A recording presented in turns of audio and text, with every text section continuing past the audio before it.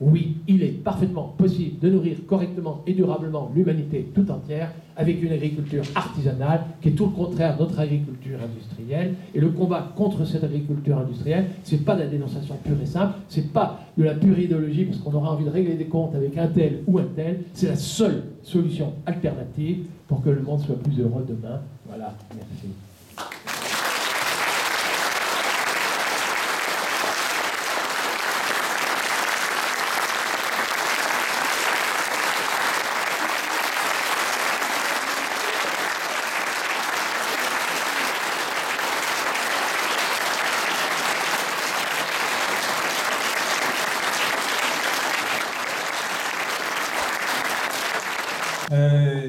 Merci beaucoup déjà pour toute cette première partie, donc fort intéressante. On va engager le débat maintenant. Si vous avez des questions, des points qui vous ont particulièrement intéressé et que M. Dufumier pourrait développer, par exemple. Allez, la première question, c'est toujours... donc je suis d'accord avec le professeur Dufumier, bien évidemment, sur le fait qu'il y a des solutions techniques sur la base de l'agriculture artisanale et locale, qui n'exclut pas bien sûr des échanges. Ce qui me paraît aussi important, c'est de souligner que la solution, ce n'est pas un capital au sens financier, c'est un capital humain, c'est dans le savoir, c'est dans la recherche, et je pense que ce que vous avez dit sur le retard curieux de l'agronomie me paraît extrêmement inquiétant. Je m'arrêterai là. C'est à mon avis peut-être l'un des dangers les plus importants. Je pense aussi que le système actuel, il n'est pas dû tomber comme ça. C'est pas simplement parce que les économistes libéraux et libre-échangistes veulent absolument que les échanges soient libres, que l'homme soit éliminé. C'est quand même, il y a des forces dites du marché, la finance, qui sont à l'œuvre mondiale. Elles sont au Brésil, elles sont en France, elles sont partout. Là. Donc je comprends que vous n'ayez pas évoqué cet aspect d'économie politique, même de politique tout court, mais ça me paraît quand même un point important de la situation que nous combattons avec justement un capitaliste, excusez-moi de dire un gros mot, Michel Ramry, c'est un entrepreneur, c'est un capitaliste au sens habituel. Alors voilà, moi qui espérais que le débat ne soit que scientifique et technique, j'espérais échapper au débat politique. Non, soyez sans crainte, je m'y attendais. Alors, je vais retenir deux questions. Alors, le problème, c'est que je suis toujours un peu long dans mes réponses, excusez-moi. Oui, l'agronomie. Vous avez raison. L'agroécologie, c'est ce que l'agronomie n'aurait jamais dû cesser d'être. Et on peut s'interroger sur comment on en est arrivé à avoir une agronomie qui avait oublié que l'objet de travail des agriculteurs, c'était un écosystème. Alors dans notre jargon, on va dire un agroécosystème, un écosystème aménagé par des agriculteurs. Ça a été complètement oublié. Et si on regarde un peu l'histoire, je vous dis tout de suite, il y a aussi des raisons. Quand on regarde l'histoire de l'humanité, il y a quand même des endroits où l'humanité était capable de faire de très très beaux agroécosystèmes qui ne sont plus naturels, mais qui sont géniaux. Le bocage. L'humanité n'aurait pas inventé un bocage, ce serait de la forêt ou de la lande. La rizière. Si l'humanité n'avait pas inventé la rizière, ce serait un marais. Mais la rizière, c'est hyper savant. Il y a du riz, enfin quand on la pollue pas, bien sûr, mais il y a du riz, il y a des poissons, il y a des escargots, il y a des grenouilles, il y a des canards. Les canards mangent les mauvaises herbes du riz, les canards mangent les prédateurs du riz. Enfin, je veux dire, c'est un écosystème. Il y a des cyanobactéries qui fixent l'azote de l'air pour fertiliser le riz en azote. Enfin, ce sont des écosystèmes, mais hyper compliqués, qui n'ont rien de naturel, qui ont été inventés et qui ont y compris permis l'émergence d'une autre biodiversité. Je veux dire, savoir que l'humanité a été capable de faire ça, c'est quand même encourageant. C'est notre agriculture industrielle qui, elle, fait tout le contraire. Elle, au lieu de maintenir une large biodiversité, elle simplifie les écosystèmes. Et là, alors, pour donner rapidement, c'est un peu long la réponse, mais à votre question, il y a eu des agronomes qui n'étaient pas forcément d'ailleurs actionnaires de Monsanto, actionnaires du grand capital, puisque quand même on va être obligé de parler des capitalistes, je sens que si j'essaie d'éviter le sujet, on va me tordre le cou. Mais je connais des agronomes qui n'étaient pas actionnaires. J'ai même connu des agronomes de la fonction publique à qui on a dit depuis un siècle, puisqu'il faut plus de production à l'hectare, bon, on va chercher des variétés, pour parler des variétés d'abord végétales, mettez-nous au point des variétés à haut potentiel génétique de rendement à l'hectare. Hein, la population est croissante, les terres, elles, sont plutôt en voie de diminution, surtout si on bitume, donc c'est le rendement à l'hectare. Et d'ailleurs, le rendement à l'hectare, les agronomes ont tout de suite compris, rendement de la photosynthèse à l'hectare, donc feuilles courtes, feuilles érigées, pailles courtes, résistantes à l'averse, enfin, on a vite trouvé comment avoir des plantes capables de bien intercepter la lumière. On a dit à ces agronomes, même quand c'était la recherche publique, on leur a dit, vous coûtez très cher, et du coup, si vous mettez au point de variété, pas pour 3 km². À l'époque, on disait, il faut que ce soit du Pas-de-Calais jusque la Camargue, de la Bretagne jusque l'Alsace, les variétés passent partout, s'il vous plaît. Parce que c'est comme ça qu'on va amortir l'argent investi dans la recherche, et on disait à l'époque, c'était l'argent du contribuable quand c'était l'INRA. Maintenant, vous avez raison, Monsanto, c'est un capital privé, hein, je vous le dis tout de suite. Et de toute façon, Monsanto ne dit plus Pas-de-Calais, Camargue, hein, ça c'est désuet, hein, c'est le monde entier. Hein. Donc, il faut amortir les frais de la recherche sur les plus vastes surfaces possibles. Mais alors, du coup, les variétés à haut potentiel génétique de rendement, vous retirez toutes les caractéristiques trop locales. Les variétés qui fleurissent à date fixe en fonction du jour et de la nuit, je veux dire, vous ne pouvez pas les mettre sur toutes les latitudes, c'est pas la même longueur de jour de la nuit entre le Pas-de-Calais et la Camargue. Donc, tout ce qui est caractéristique de local, vous éliminez. Les agronomes ont dit ça. Puis comme on a dit à ces agronomes qui coûtaient aussi trop cher, on leur dit faites vite. On veut très vite des variétés à haut potentiel génétique de rendement. Et là, les scientifiques disent, attendez, on va faire beaucoup d'expériences, surtout si vous voulez que ce soit du Pas-de-Calais jusqu'à la Camargue, la Bretagne jusqu'à l'Alsace, on va devoir faire des essais multilocaux, et on va être honnête, on ne va qualifier une variété d'améliorée que si 95% des fois, au moment de l'expérimentation, la variété a donné un rendement supérieur aux autres. Sur la marge d'erreur à l'égard des agriculteurs, pas plus de 5%. On ne vendra pas une variété sous le label amélioré si plus de 5% des fois, elle a eu un rendement inférieur à d'autres. Donc on se donne une très haute probabilité dans les comparaisons. Et quand on vous dit de faire ça très vite, alors je vais vous dire, il n'y a pas 36 solutions. Il faut comparer que des variétés, toutes choses égales par ailleurs, c'est comme ça qu'on parle. Pas question qu'il y ait un sanglier qui traverse la parcelle, parce que les sangliers, quand ils traversent les parcelles, ne choisissent pas les variétés à piétiner. Et du coup, si piétine la variété à haut potentiel génétique de rendement, on n'arrivera pas à trouver les 95% des fois. C'est pour ça qu'aujourd'hui, les parcelles sont soigneusement clôturées contre les faucheurs volontaires, contre les sangliers. Je suis en train de tout confondre. Comme je sais ici qu'il y a des faucheurs volontaires, ils sauront que je les considère comme des animaux sauvages. Mais on a eu le pire, c'est qu'on a eu le même raisonnement avec les chenilles. Il ne fallait pas qu'il y ait un endroit, la différence de rendement, ce n'était pas la variété, mais la chenille. Et on avait un outil remarquable, insecticide. Pour qu'il y ait le même nombre de chenilles partout, il vaut mieux qu'il y en ait zéro nulle part. Hein, zéro partout. Donc, aucune chenille. Il ne fallait pas qu'il y ait plus de nématodes à un autre endroit. Un outil remarquable. Nématicide. Champignons, fongicides. Mauvaises herbes, herbicides. Acariens, acaricides. Que des produits en cide. Et ces produits en cide, ça tue. Ça tue les champignons, ça tue les herbes, on commence à découvrir. Ça nous tue aussi. Les perturbateurs endocriniens, les cancérigènes, je ne fais pas un couplet, vous êtes au courant. Mais comprenez que des agronomes, pour aller vite et répondre au cahier des charges, ont participé de ça avec des arguments scientifiques. On veut que la différence de moyenne entre nos variétés soit statistiquement significative. C'est comme ça qu'on parle dans notre jargon. Ça voulait dire que 95% des fois, le rendement supérieur. Et donc, il ne faut ni rat, ni sanglier, ni rien. On a eu les outils. Et donc, on a des variétés à haut potentiel génétique de rendement qui peuvent donner de très hauts rendements à la condition qu'il y ait zéro chenille, zéro truc. Et vous l'avez compris. Alors ça, c'est tout le contraire de ce que je vous ai proposé tout à l'heure.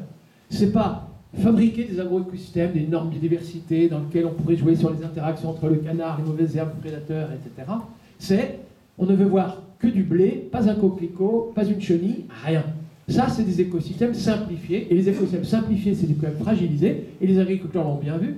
Le jour où il apparaît un puceron résistant, mutant, résistant aux pesticides, il prolifère, il n'y a plus les coccinelles. Et la réponse qu'on a donnée, ben, c'est pas grave, une deuxième molécule pesticide. Et quand vous avez un puceron birésistant, c'est pas grave, une troisième. Alors là, maintenant, l'agriculteur industriel propose des rustines pour continuer notre bras dans le mur. Alors maintenant, il est clair, et là je réponds à votre question, mais je vous assure, c'est une vraie révolution culturelle. C'est peut-être aussi pour ça que ça a été si lent.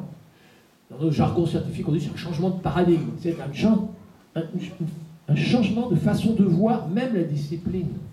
Reprendre l'agroécosystème, le rendement énergétique, protéique, vitamines, minéraux, bien-être, peut-être à l'hectare, il se mesurera à l'échelle de l'ensemble des productions. Mais quand il y aura des lentillons entre les rangées de blé, eh bien, je vais vous dire, c'est le rendement de l'association qui sera jugé. Ce ne sera pas le blé et le lentillon séparés dont on va mesurer le rendement. Ça, c'est désuet, c'est fini. Alors, cette révolution culturelle, elle est seulement en cours, mais enfin bon, vous aidez à ça. Vos mouvements aident à ça pour que les agronomes s'interrogent autrement aujourd'hui, quand même, la question. Mais c'est lent, hein. Je vous dis tout de suite, ça reste encore lent. Si vous voulez, on parlera éventuellement de la formation si vous voulez. Alors maintenant, la deuxième question, c'était le grand capital, monsieur Desfumier. Vous avez oublié de... Alors, effectivement, j'ai moi parlé d'agriculture industrielle.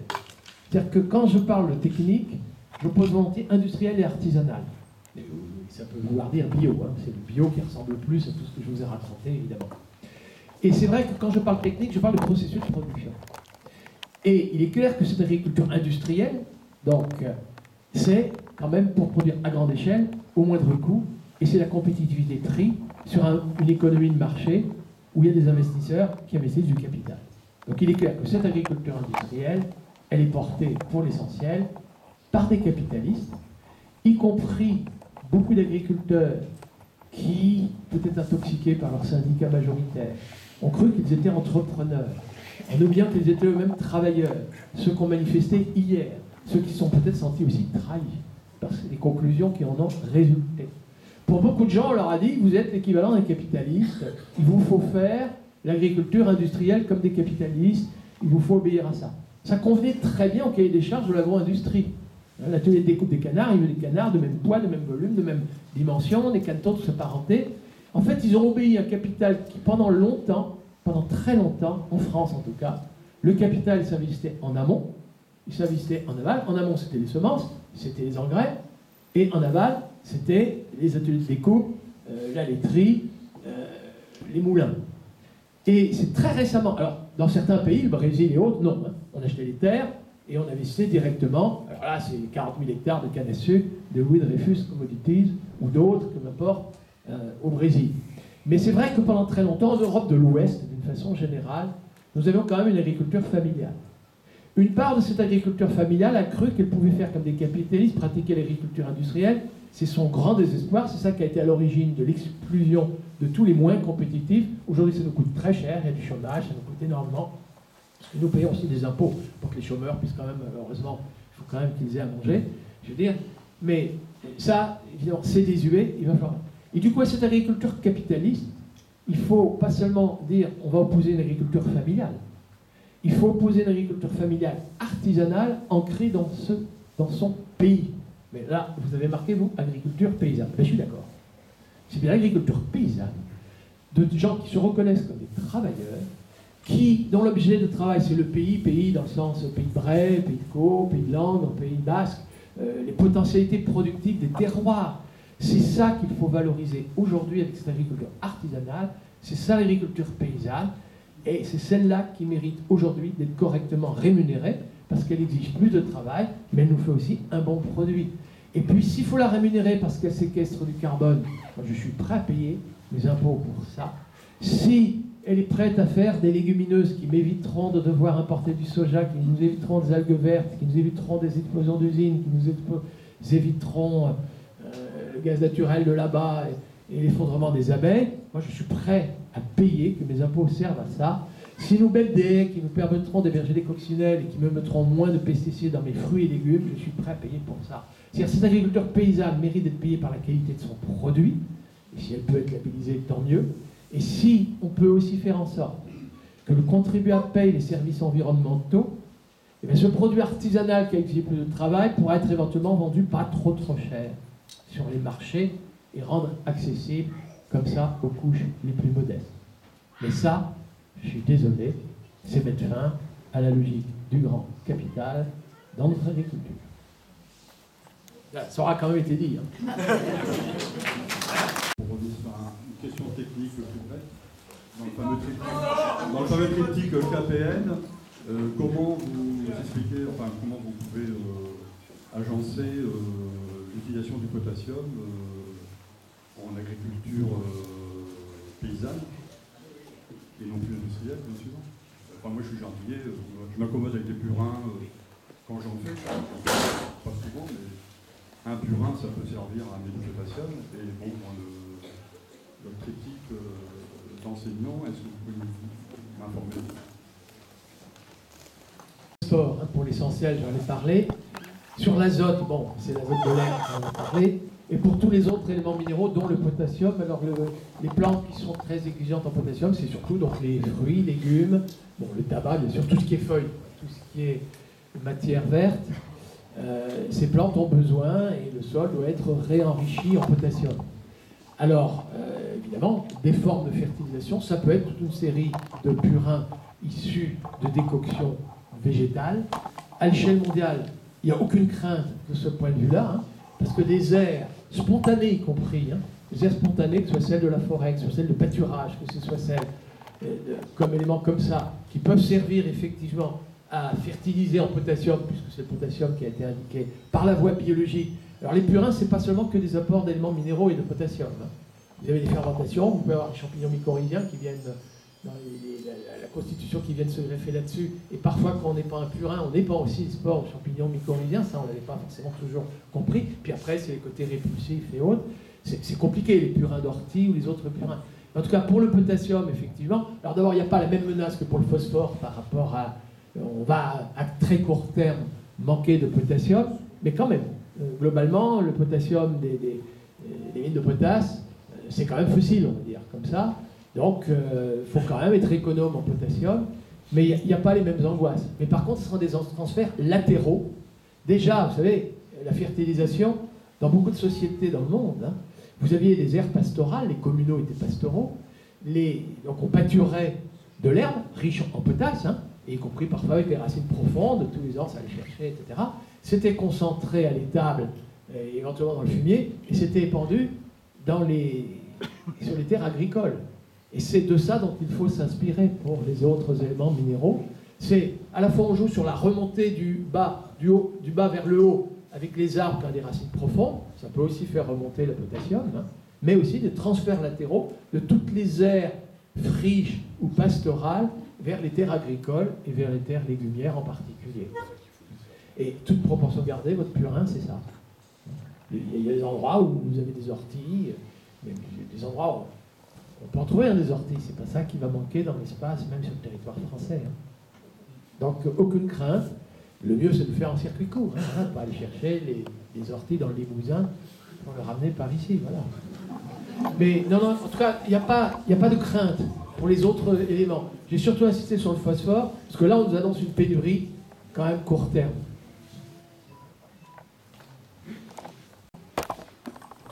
Question, Jean-Michel. On va t'entendre, Jean-Michel, non? Oui, je vais parler assez fort.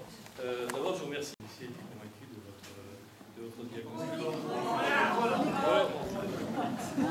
Excuse-moi, Jean-Michel. Oui, donc je disais, je vous remercie pour votre exposé qui était vraiment très clair, très limpide. Et je pense que tout le monde ici a été convaincu si on n'était pas déjà. J'ai quand même malgré tout une inquiétude. Vous nous dites il faut changer de paradigme, je suis tout à fait d'accord avec vous. Vous qui voyagez, qui allez en Amérique latine, qui allez un peu partout, est-ce que vraiment vous avez l'impression qu'on va vers un changement de paradigme actuellement? Ou est-ce que vous avez l'impression, comme moi, que l'on s'enfonce de plus en plus et que l'on va droit dans le mur? Voilà. Je sais bien que ce n'est pas l'agronome qui peut répondre clairement à ça, mais est-ce que vous, de par votre expérience, de par vos voyages, vous avez vraiment l'impression qu'on va dans le bon sens? Merci. Alors, globalement, il est clair que jusqu'à maintenant, on est plutôt allé dans le mauvais sens. Hein. C'est bien à la fois l'agriculture industrielle répondant aux exigences du capital qui a prédominé, et dans les sphères scientifiques, soyons clairs, pareil, c'est quand même les arguments scientifiques qui cautionnent cette agriculture à grande échelle qui a prédominé. L'idée maintenant, c'est de voir comment on peut inverser le mouvement en termes politiques, puisque les forces en présence, on a le droit de l'appeler bulldozer, hein, si ça s'appelle Monsanto, Saint-Jean-Tagne, Magrin, Danone, Nestlé et autres, on est face à des forces énormes. Alors, les motifs de ne pas perdre espoir. Je n'ai pas dit que ça y est, tout est changé, tout va bien. Pour moi d'ailleurs, je vous signale, de vous rencontrer aujourd'hui, ça me redonne un peu espoir. savoir que vous n'êtes pas... que, par exemple, c'est dommage que vous soyez debout, hein, mais savoir qu'il y a plus que ce qui était prévu comme place assise, ça laisse plutôt bon signe de ce que vous êtes écouté, entendu, que ça attire du monde, vos préoccupations le sont. Alors je crois que c'est un peu vrai un peu partout. Je vais commencer par la sphère scientifique. Dans la sphère scientifique, tout ce que je vous ai raconté là depuis tout à l'heure, quand dans un conseil scientifique, quand dans un conseil des enseignants, quand dans un truc, je parle comme ça, je vois mes collègues qui commencent à sourire, qui commencent à dire, bon, de on va le laisser parler jusqu'au bout, il va faire son refrain sur l'agroécologie, on le connaît. Mais plus personne, plus une seule personne tente de me dire que ce que j'ai raconté là tout à l'heure, c'est faux. Que la photosynthèse, la fixation biologique de l'azote de l'air, le rôle des coccinelles, le rôle des vers de terre, le rôle des champignons mycorhiziens, qu'on redécouvre trop tardivement, tout ça, les brisements, le fait que ça mange, je ne vois personne essayer sur la partie scientifique des choses dire que j'ai tort. Donc ça, c'est quand même assez nouveau. Parce qu'y compris dans le landerneau scientifique, il y avait quand même le soupçon que défendre quelque chose qui ressemble à l'agriculture bio, c'était quand même l'âge de pierre, la bougie, etc. Y compris maintenant dans le monde agricole. Je passe. Alors, par contre, dans les établissements de formation, il y a des cours d'agriculture biologique. Merci Stéphane Le Foll. Moi, je suis prêt à donner des récompenses quand il y a des gestes qui vont dans le sens de ce que je réclame. Après, si vous voulez que je raconte le méthane avec Stéphane Le Foll au débat, je veux bien. Mais bon, il y a quelques progrès dans les lycées agricoles. En principe, pas cours d'agriculture biologique dans tous les cursus, que ce soit formation continue, formation initiale. Le vrai problème reste, aussi bien dans l'enseignement supérieur que dans les lycées, c'est que chaque professeur, chaque enseignant, par rapport aux sciences du sol, celui qui enseigne les sciences du sol enseignera les champignons mycorhiziens. Il oubliera juste de dire, évitez les fongicides pour soigner votre mildiou. Celui qui enseigne les protections des cultures, il enseignera les fongicides et oubliera les champignons mycorhiziens. Alors ça, cette vision cloisonnée dans le paradigme, hein, chez les scientifiques encore, ça prédomine encore dans la formation. Ça prédomine encore aussi dans la recherche, parce que, et c'est là où je vois mes collègues me sourire et me dire, après bien sûr, pas en public, attends Marc, c'est très bien que si on veut être compétitif, pour publier dans des revues en comité de lecture, dans des revues anglo-saxonnes, américaines, c'est la biologie moléculaire. Hein. Ta biologie intégrative, là, c'est pas comme ça qu'on va publier. Et si on veut être compétitif avec les États-Unis, ne commence pas à nous mettre sur des pistes erronées qui feraient que le prestige de l'institution, de l'agro de Paris, de l'agro-Paris-Tech, etc. Alors je dis pas que tout le monde pense comme ça, mais beaucoup de gens agissent encore comme ça. Si on veut être compétitif, il faut être plus compétitif que les États-Unis. C'est toujours cette idée de compétitivité, en fait, ce capitalisme dont vous parliez tout à l'heure, de compétitivité prix, et du coup, tant pis, on est cloisonné, tant pis, on reconnaît qu'il y a des dégâts, tant pis, etc. Mais on ne va pas arrêter ça. Hein. C'est toute notre carrière qui en dépend. On ne peut pas arrêter ça. Et là, je peux vous assurer, ça joue encore énormément pour retarder la prise de conscience et le changement de paradigme. Alors maintenant, au niveau du grand public, ça progresse. Y compris au Grenelle de l'environnement. J'ai le souvenir, par le Grenelle de l'environnement, que certaines associations de consommateurs, bon, je vais la citer, hein, elle est prédominante, et puis je vous assurer qu'on a le droit de s'investir dans ces associations, UFC Que Choisir. Et bien, on en était encore dans les rapports qualité-prix, dans leurs analyses. Le prix, c'était quand même le prix du marché. Regardez leur revue aujourd'hui. Il n'y a plus une revue sans qu'on parle des perturbateurs endocriniens, sans que dans le prix, on mette le coût, le vrai coût du lait pas cher qui nous coûte très cher. C'est-à-dire, ça maintenant, ça a considérablement progressé. Et je pense que même dans les revues diététiques, et pourtant certaines revues diététiques, quand on voit la pub, on se dit, oh là là, ça ne doit pas être très objectif parce que c'est vendeur de je ne sais pas quoi. Et bien même là, les gens commencent à comprendre que les légumes secs, c'est peut-être mieux que certaines viandes rouges, etc. Le passage bio, les perturbateurs endocriniens. Il a fallu, André Cicolella, il a perdu son boulot pendant je ne sais pas combien d'années avant d'être réhabilité et pouvoir publier comme il le fait aujourd'hui. Mais n'empêche qu'aujourd'hui, tout le monde lui donne raison.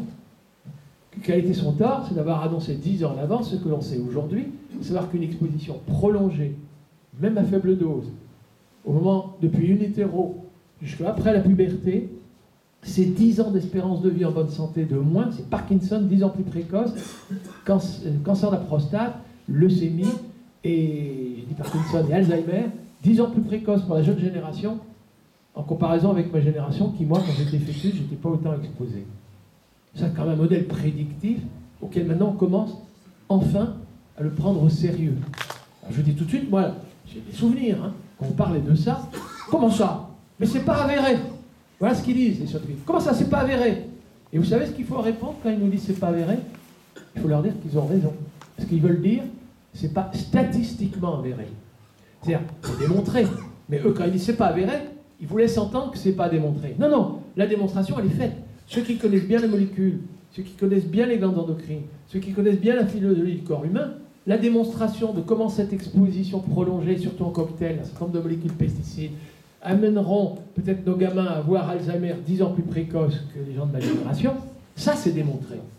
Quand est-ce que ce sera avéré statistiquement? Attendons 35 ans pour voir. Vous allez attendre 35 ans pour que ça interdise? Mais attendez, il y a 30 ans, il y avait des gens qui nous prédisaient le réchauffement climatique. C'était pas encore avéré statistiquement. Maintenant, oui, les vendanges plus précoces, ça y est. Mais on ne va pas attendre que des choses qui sont déjà démontrées soient avérées statistiquement pour changer de paradigme. Alors sachez quand même que l'opinion publique commence à s'emparer de ces dossiers-là. Les revues diététiques, la grande presse commence à en parler. Les perturbateurs endocriniens, ça y est, c'est bon. Ça a été le bisphénol A, ça a été ces choses-là qui ont été précurseurs de ce qu'ils nous annoncent. Les effets cocktails, je disais pas plus tard qu'il y a 2 jours dans le monde, ça y est, on en parle, ça s'écrit. Et bien ça, c'est quand même assez nouveau. Autre chose, dans le monde agricole, alors le consommateur, le poids des consommateurs pour que les choses bougent. Au cours des 5 dernières années, la consommation de produits bio en France a plus que doublé. Pas le pouvoir d'achat. Donc ça veut dire que dans la prise de conscience, changement de paradigme, changement de façon de voir, il y a un grand nombre de consommateurs, il n'y a pas que le pouvoir d'achat qui compte. La santé, et peut-être la santé environnementale, hein, les algues vertes, etc., ça a progressé. Ce qui ne suit pas, c'est l'offre. Pas assez. Résultat, on importe de plus en plus de produits bio. Ce qui me permet d'ailleurs de dire, M. Stéphane Le Foll, bah oui, à force de défendre des filières bas de gamme pour les doux, on finit de perdre des parts de marché, nous, la France des terroirs, sur les produits de qualité. C'est quand même pas très malin. Mais ça veut déjà dire que le seul changement de comportement individuel, la somme de nos changements de comportement individuel en termes de consommation, c'est comme un droit de vote. Ça peut changer les choses. Ça a déjà un impact macroéconomique. Donc, à ne pas dédaigner. Par contre, mauvaise nouvelle, l'an dernier, la consommation bio a continué de s'accroître, mais pas le nombre de consommateurs. Donc, le pouvoir d'achat reste quand même pour beaucoup de gens. Et du coup, il va bien falloir rémunérer les services environnementaux par une voie contractuelle. Je ne vous parle pas des éco-conditionnalités de la PAC. Ça, les mesures administratives uniformes pour tous les terroirs de 28 pays, non. Mais en fonction des pays, des mesures contractuelles qui payent la séquestration du carbone, les légumineuses et tout ça, oui. Ben, ça permettra, si les agriculteurs sont rémunérés comme ça, de vendre leurs produits artisanaux pas trop chers et de le rendre accessible aux couches modestes. Je vois quand même des mairies, je regrette que ce soit les impôts locaux, moi je préférerais que ce soit les subventions de la PAC. Mais je vois quand même qu'il y a des mairies pour que, notamment, parce que l'école, c'est là où les perturbateurs endocriniens, quand même, l'école, collège, lycée, c'est quand même là où il faut éviter l'exposition des gamins aux perturbateurs endocriniens, ben, qui passent à une agriculture de proximité bio. Et ben, je vais vous dire, les subventions de la PAC passeraient par la restauration collective et par voie contractuelle. Les écoles, les collèges, les lycées, les EHPAD, ça c'est parce que j'ai les cheveux blancs, et les cantines d'entreprise fréquentées par les couches des ouvriers les plus modestes, je veux dire, sans qu'ils aient à payer plus, sans que les parents d'élèves aient à payer plus, sans que les ouvriers aient à payer plus, c'est la subvention de la PAC qui achèterait par la voie contractuelle à proximité un produit bio et de terroir, et, attendez, les conversions à des produits de qualité à côté, ça irait bien vite, hein. Les outils, c'est possible. Alors, je vois quelques mairies qui le font, mais c'est sur les impôts locaux. Alors, évidemment, les budgets, aujourd'hui, on sait ce que c'est. Mais moi, je ne me demande pas forcément payer toujours plus d'impôts. On les reconvertit, là. C'est quelque chose qui n'irait pas exactement aux mêmes agriculteurs, j'en conviens, qui n'irait surtout pas le même type d'agriculture. Mais ça progresse, comme on a bien vu les mairies qui font cet effort-là. Voilà. Alors, les producteurs, eh bien, écoutez, il y a un secteur, celui de la vigne, ça nous éloigne un peu d'ici, où ça change, hein. Le passage à la vigne bio est en pleine progression en France. Et vous savez la raison? Cancer de la prostate encore un peu prématuré dans le village. À 45 ans, c'est jeune, hein, c'est déjà le 2e. Et puis, Alzheimer, dans les villages, c'était tabou. Il y a encore, quand je faisais des conférences en monde agricole, il y a encore 5 ans, évoquer Alzheimer, Parkinson, cancer de la prostate, leucémie dans les villages, les gens savaient, mais se taisaient. C'est-à-dire s'aveugler. Ben, je vais vous dire, aujourd'hui, vous avez des gens qui disent non, là maintenant, on commence à écouter. Oui, ne soyez pas désespérés. Y compris ce qui s'est passé hier, enfin, ou avant-hier, les manifestations, des gens qui étaient venus défendre la rémunération de leur travail et qui se sentent trahis par leur avant-garde syndicale, qui acceptent des aides comme d'habitude, directes, de la mendicité, pour ne rien changer, alors que de toute évidence, il faut tout changer. Il n'y a plus d'avenir pour la poudre de lait, il n'y a plus d'avenir pour les poulets hors sol, il n'y a plus d'avenir pour les cochons gras, il n'y a plus d'avenir pour les céréales tout venant, il n'y a plus d'avenir pour cette agriculture industrielle. Les gens, il faut aujourd'hui financer leur reconversion.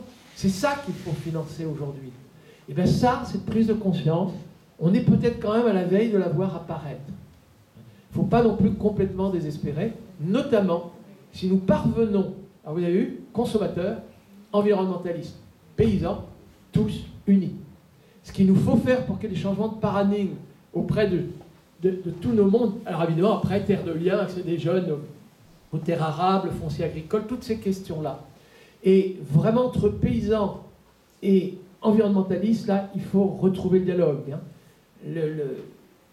Stigmatiser systématiquement des agriculteurs qui n'ont fait que obéir et leur dire oui, vos subventions, ça vous a servi à nous mettre des algues vertes, c'est pas comme ça qu'il faut parler. Il faut leur dire vous êtes tout autant victimes que nous. Et c'est ensemble qu'on va pouvoir corriger le tir. Et évidemment, les agriculteurs, il faut cesser la politique du déni. Quand j'entends encore aujourd'hui, certes c'est en Bretagne, mais des gens qui me disent monsieur Dufumier, les algues vertes, c'est pas l'azote, c'est le phosphore. Et le phosphore, monsieur Dufumier, c'est pas l'agriculture, c'est l'industrie. Je veux dire, plus nul que Claude Allègre, enfin, je veux dire, le déni, enfin, je veux dire, non, c'est juste pour dire qu'il n'y a pas que chez les agriculteurs qu'on joue le déni. Il y a des scientifiques aussi qui ont joué à ça. Les abrutis, on en trouve dans toutes les catégories. Mais nous qui refusons d'être dans les abrutis, alors il faut jouer très unis. Et moi, j'ai vraiment envie de dire, y compris quand on a nos petits conflits, etc., notre première bataille menée là, nous, en interne, c'est pas vous qui êtes visés, hein, je vous dis tout de suite, ce ne sont pas nos Vicens, ceux qui vont inviter et tout, mais dans d'autres lieux, il m'arrive, il nous faut éviter le sectarisme. Parce que ça nous pèse très lourd. Tel combat, ton truc, ton produit équitable, il n'est pas de proximité, allez, je tire, bing, bon. Ton produit de proximité, il n'est pas labellisé bio, bing, je tire. Ton produit bio, il n'est pas de proximité, bing, je tire. Si tous nos combats imparfaits, on tire dessus parce qu'il est imparfait, on n'arrivera pas à être unis. Alors que circuit court, bio, équitable, respectueux de l'environnement, c'est en fait le même combat. Et que des gens s'investissent plutôt dans l'installation des jeunes agriculteurs, terre de liens, le non-bitumage, le non Notre-Dame-des-Landes, caca, etc. Que d'autres, chacun, je crois qu'il faut jouer la convergence de nos combats, même si chacun de nos combats reste à chaque fois insuffisant.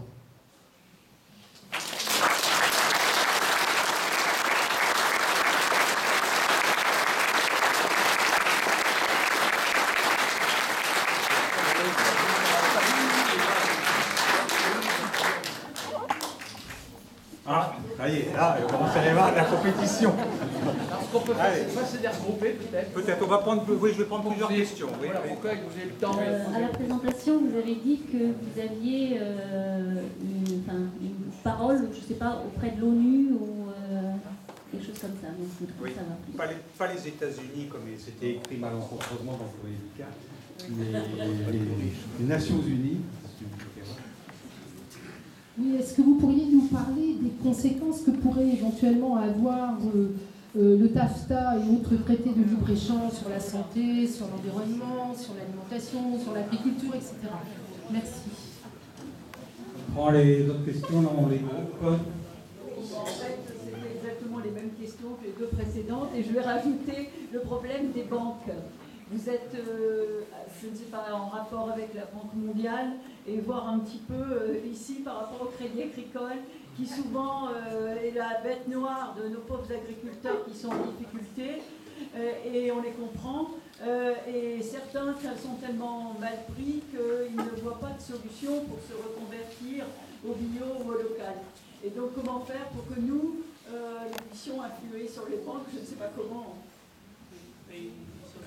Oui, oui. Juste une question par rapport à votre position sur les méthaniseurs. Parce qu'il me semble que c'est effectivement un gouffre à CO2. Ça, c'était la question qui tue. Hein. Oui, là-bas.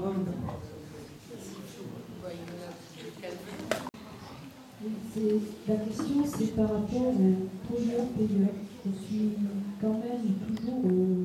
Enfin, je ne comprends toujours pas qu'on puisse se dire, par exemple, cette agriculture qui fournit un tas d'animaux, vaches, cochons et autres, finit par avoir un prix dérisoire à la vente sans qu'on mette en question tous les dégâts qu'elle provoque et qui sont payés finalement par la société en général.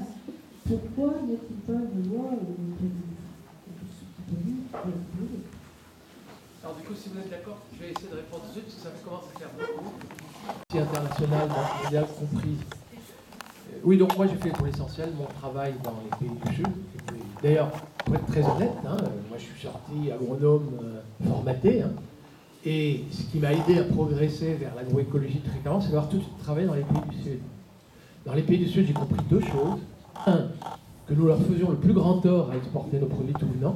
C'est-à-dire que la fin là-bas, c'est la pauvreté. Et la pauvreté vient de la ruine de la paysannerie là-bas. Et la ruine de la paysannerie vient de nos excédents. C'est un peu rapide ce que je vous dis, mais ça, je l'ai compris.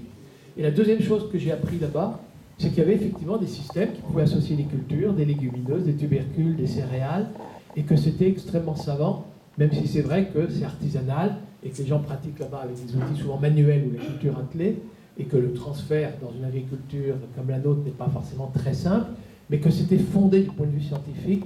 Ça, je l'ai vite compris. Et c'est vrai que ces idées-là, aujourd'hui, je vous disais, aujourd'hui progressent. J'ai donc été, alors on dit expert, d'ailleurs c'est expert consultant auprès des Nations Unies, c'est la FAO, un peu l'UNESCO, mais ça a été surtout l'UNICEF aussi, mais ça a été surtout la FAO, donc l'organisme des Nations Unies pour la faim, contre la faim et pour l'alimentation. La Banque mondiale, l'AFD, la Banque africaine de développement et autres aussi.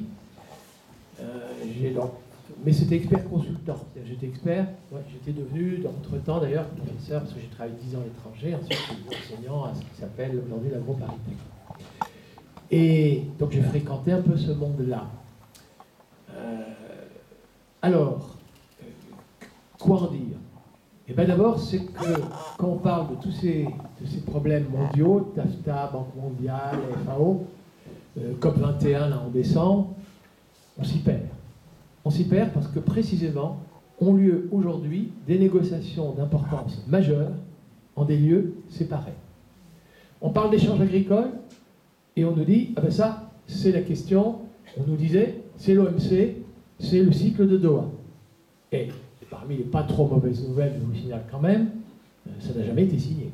C'est-à-dire que ce qui était le mandat qui était donné à Doha n'a pas été signé, Pascal Lamy a quitté la présidence, le nouveau s'en sort pas, il est clair, plus personne ne négocie dans le cadre du cycle de Doha.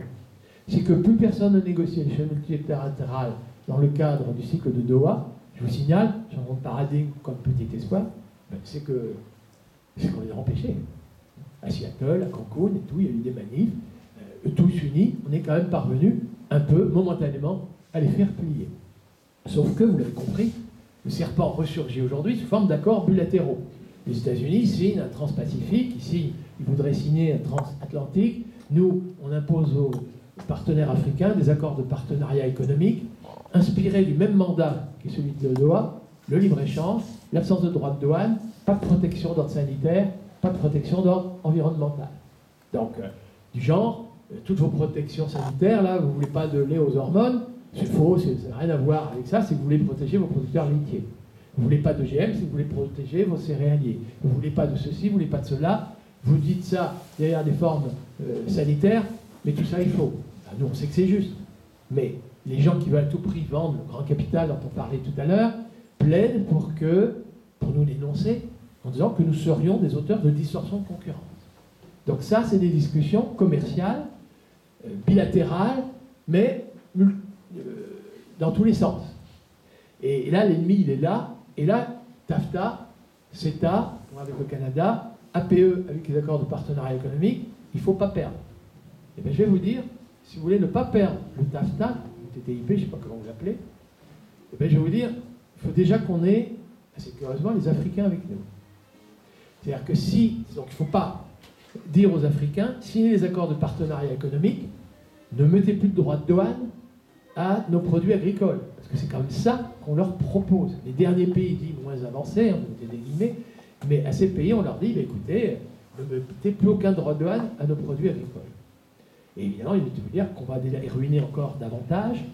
Et j'observe d'ailleurs que ce n'est pas logique avec ce que disait Ricardo. Parce que Ricardo, quand il disait le libre-échange, c'est gagnant-gagnant, il disait que s'il n'y avait plus d'entraves aux échanges, etc., chacun se spécialiserait sur les avantages comparatifs et ça amènerait spontanément, la main invisible, vous savez, à une affectation optimale des ressources.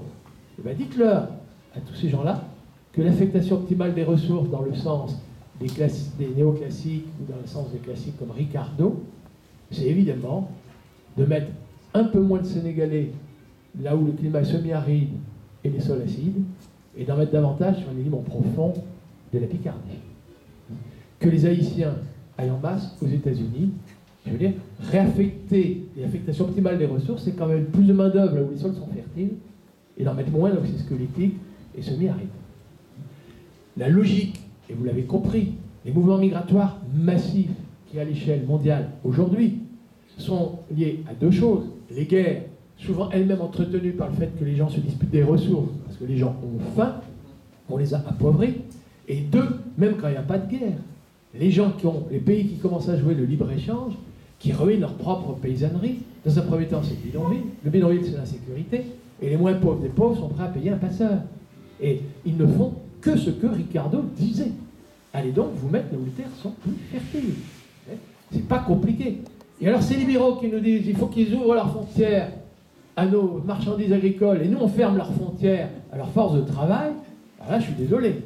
Un libéralisme à sens unique, ça s'appelle impérialisme. Là ça y est, les mots sont lâchés. Hein, vous voyez, m'avoir mis sur le grand capital, là, ça y est.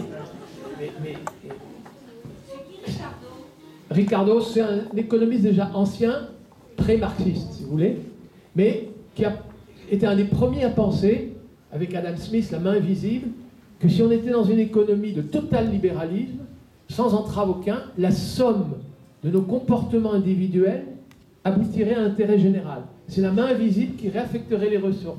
C'est-à-dire, s'il n'y avait pas de monopole, s'il y avait une concurrence parfaite, je reprends leur jargon, c'est les néoclassiques, mais c'est totalement inspiré de Ricardo, eh bien on aboutirait à une espèce d'optimum général, l'intérêt général s'est satisfait, sans qu'on ait besoin d'intervenir. Évidemment, ces gens, les libéraux, s'inspirent de cette théorie pour dire, du coup, aucune régulation étatique, libre marché. Et ils disent d'ailleurs que c'est les lois du marché. D'ailleurs, ils nous disent que c'est le marché qui décide. Et l'autre, Smith, il nous disait, c'est la main invisible qui réaffecte. La main invisible, je veux dire, non, elle n'est pas invisible, elle est aveugle. Elle est dramatiquement aveugle sur ce à quoi ça aboutit aujourd'hui. Alors, sachez que tout ça, c'est des débats entre économistes, mais que dans les débats entre économistes, alors assez curieusement, le prix Nobel, c'est celui qui dit les pires choses, et qu'il y en a d'autres qui écrivent des choses beaucoup plus intelligentes, et ceux-là commencent à être lus. C'est là où il y a quand même un changement de paradigme. Même la Piketty et autres, ça y est, ces gens-là commencent à être lus. Mais c'est pas encore parfait. Voilà, alors je voudrais dire, ça c'est un point de négociation. Alors maintenant, il y a d'autres thèmes.